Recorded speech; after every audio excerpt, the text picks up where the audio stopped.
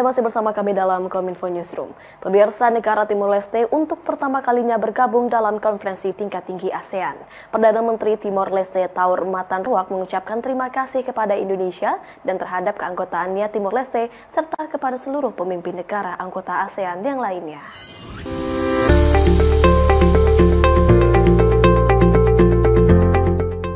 Presiden Republik Indonesia Joko Widodo mengucapkan selamat bergabung pada negara Timor Leste sebagai bagian dari keluarga ASEAN yang baru saat membuka konferensi tingkat tinggi ke-42 ASEAN 2023 di Hotel Merauke, Manggarai Barat, Nusa Tenggara Timur.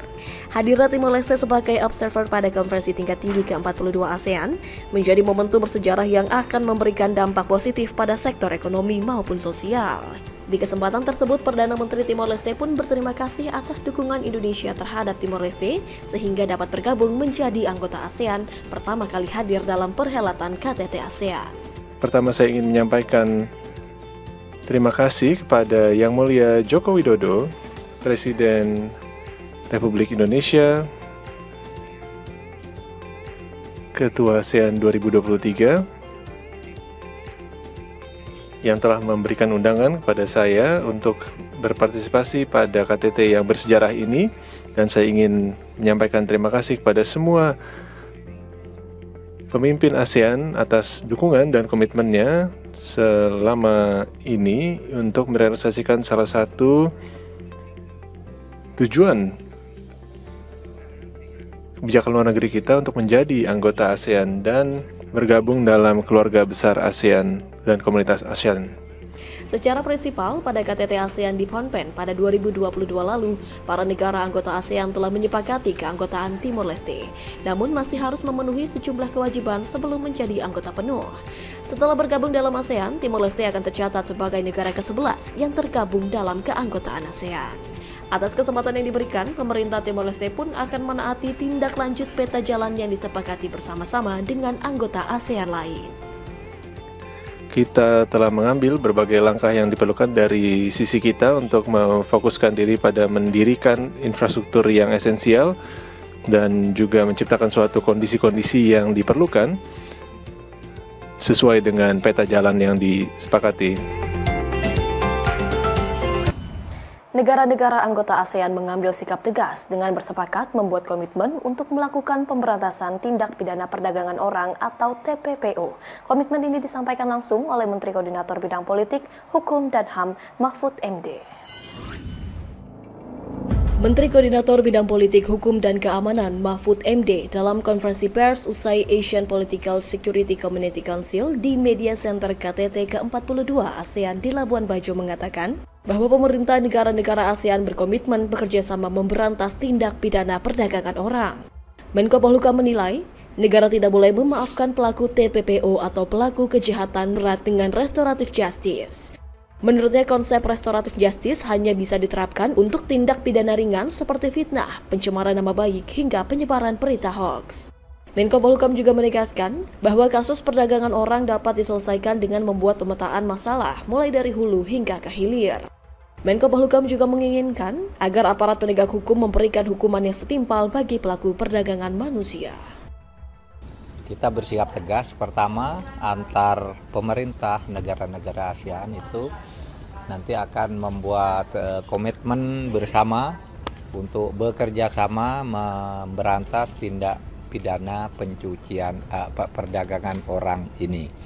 Karena perdagangan orang itu kan di sini ada yang mengirim, di negara tujuan ada yang menerima, yang semuanya sindikat. Jadi kalau kita hanya mencari di hulunya tanpa menyelesaikan di hilirnya juga, itu tidak akan efektif. Seiring perhelatan KTT Asian Summit yang diselenggarakan pada 9 hingga 11 Mei 2023 di Labuan Bajo, Kementerian BUMN menggelar Small Medium Enterprise Hub sebagai side event, memperkenalkan produk-produk unggulan UMKM kepada segenap delegasi KTT ASEAN Summit.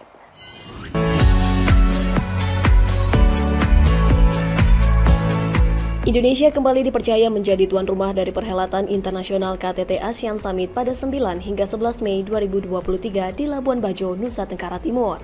Salah satu hal yang ditonjolkan dari Indonesia sebagai keketuaan ASEAN adalah memperkenalkan produk UMKM kepada para pemimpin negara dan delegasi ASEAN melalui SMEs Hub Asian Summit. SMEs Hub Asian Summit merupakan rangkaian kegiatan pendukung di KTT ke-42 ASEAN. Melalui SMEs Hub Asian Summit, para pelaku UMKM berkesempatan untuk menampilkan ragam produk terbaik yang telah melewati proses kurasi yang sangat ketat. SMEs Hub KTT ASEAN Summit merupakan hasil kolaborasi antara Kemenparekraf dan Kementerian BUMN yang berlangsung pada 9 hingga 11 Mei 2023 khusus bagi para delegasi negara ASEAN. Sementara untuk umum dibuka mulai tanggal 12 dan 13 Mei 2023. Acara yang melibatkan 50 pelaku UMKM digelar di kawasan Waterfront City Labuan Bajo. 10 dari 50 UMKM yang tampil merupakan pelaku UMKM Labuan Bajo, sedangkan sisanya merupakan UMKM binaan rumah BUMN dan kementerian lain. Dalam pameran SMEs Hub Asian Summit, banyak produk yang ditawarkan mulai dari makanan, minuman, kria, kain tenun, dan lain sebagainya.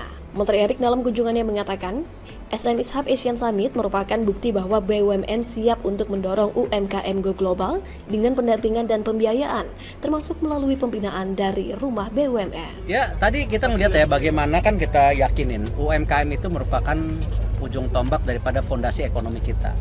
Tetapi kita yakin tidak mungkin mereka dilepas sendiri. Karena itu kita di BUMN fokus tentu bersinergi dengan semua kementerian dan pemerintah daerah. Satu, pembiayaan, pembinaan, dan pasar. Nah, kalau pembiayaan saya rasa bukan rahasia umum ya, BUMN itu dengan himbarannya 92% yang namanya KUR itu di BUMN. Belum lagi yang kita dorong di situ ada PNM Mekar yaitu 13,7 juta ibu-ibu yang kita lakukan bagaimana pendampingan pembiayaan khususnya di lebih Pak. Sekarang hampir 43-an. 13,7 juta. Tadi kebetulan ada booth-nya. PNM Mekar di sini 149.000 di Flores dengan nilai 435 miliar. Ini bukti nyata bahwa memang kita hadir. Melihat tingginya antusias pengunjung, Erick Thohir meyakini bahwa SMEs Hub Asian Summit dapat membantu para pelaku UMKM untuk semakin meningkatkan kualitas produk dan daya saing, juga membuka kesempatan untuk menjajaki pasar global sehingga produk UMKM Indonesia semakin dikenal di dunia. Telkom Indonesia menyediakan infrastruktur dan layanan telekomunikasi termasuk backup di seluruh venue pelaksanaan KTT ke-42 ASEAN. Telkom juga menyiapkan petugas yang dinamai Pasukan Merah untuk melakukan patroli di jalur-jalur fiber optik. Posko Telkom Group KTT ASEAN 2023 bertanggung jawab untuk jaringan internet di forum internasional kali ini. Telkom Group memastikan seluruh pengalaman dan aktivitas para delegasi pada KTT ASEAN 2023 tidak akan terkendala dalam hal komunikasi dan konektivitas. Telkom Group meningkatkan kualitas dan kapasitas sejumlah Base Transceiver Station atau BTS di Labuan Bajo untuk memastikan adanya koneksi terbaik selama konferensi berlangsung. Telkom Group juga membantu pemeliharaan kualitas jaringan internet berbasis fiber optik. Persiapan transportasi infrastruktur Telkom Group pada jaringan pengumpan atau feeder, second road, dan main road juga telah mencapai 100%. Telkom Group menempatkan berbagai layanan untuk menunjang kebutuhan telekomunikasi peserta KTT ASEAN sejak tiba di Bandara Komodo hingga lokasi acara puncak di Hotel Meriora. Kehadiran berbagai layanan juga bisa ditemukan di area kegiatan para delegasi, tamu, dan media yang meliput KTT ASEAN yakni di Hotel Ayana, Hotel Bintang Flores, Mais Golomori, Pelataran, hingga Puncak Waringin. Dalam rangka mendukung suksesnya perhelatan KTT ASEAN ke-42 di Labuan Bajo, Telkom Group turut mendukung dengan menyediakan infrastruktur layanan digital ICT terbaik. Nah, salah satu yang kita siapkan adalah mulai dari transportnya, kita pastikan diversity-nya, redundansinya, kemudian dual homing-nya itu sudah kita siapkan, kemudian di sisi aksesnya juga kita siapkan tidak dalam satu rute yang sama untuk memastikan availability layanan kita selama penyelenggaraan KTT ASEAN ini berjalan dengan baik. Kemudian dari sisi kenyamanan kita juga memasang berusaha bekerjasama juga dengan BSSN untuk security di dalam network, cyber security juga kita berkonsolidasi bekerjasama dengan BSS untuk memastikan kenyamanan penggunaan dan keamanan selama kegiatan KTT ke-42 di Labuan Bajo.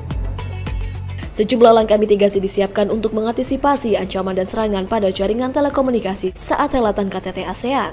Langkah mitigasi itu yakni jalur beragam, kabel optik atau diversity, kapasitas memadai atau capacity, dan keamanan atau security. Untuk keamanan jaringan telekomunikasi, Telkom menyiapkan teknologi Next Generation Firewall untuk keamanan jaringan telekomunikasi tersebut. Satgas Telkom menyiapkan petugas yang dinamai Pasukan Merah untuk melakukan patroli di jalur fiber optik untuk memastikan tidak ada gangguan. Satgas akan melaporkan setiap hari kondisi infrastruktur dan layanan telekomunikasi, dan Satgas akan melakukan monitoring selama 24 jam. Infrastruktur telekomunikasi jadi salah satu pertunjukan dan pembuktian Indonesia di mata dunia melalui KTT ASEAN 2023. Media sangat tergantung kepada infrastruktur digital. Kita di posko ini berjaga memastikan laporan pagi dan sore, menyampaikan bagaimana situasi trafficnya, penggunaan trafficnya, apakah ada overlap dan sebagainya, apakah ada interference dan sebagainya, dikonsolidasikan laporannya di posko ini. Sampai dengan posko Telkom Nasional di Jakarta juga dilaporkan setiap pagi dan sore secara rutin. Kemudian tools pendukungnya juga kita punya dashboard yang mendukung teman-teman ini memonitor bagaimana kondisi venue-venue tadi, layanan kita apakah aktif dalam kondisi normal atau ada gangguan. Pemirsa, usai jeda kami akan kembali dengan segmen dialog membedah posisi strategis Indonesia di keketuaan ASEAN 2023 sesaat lagi.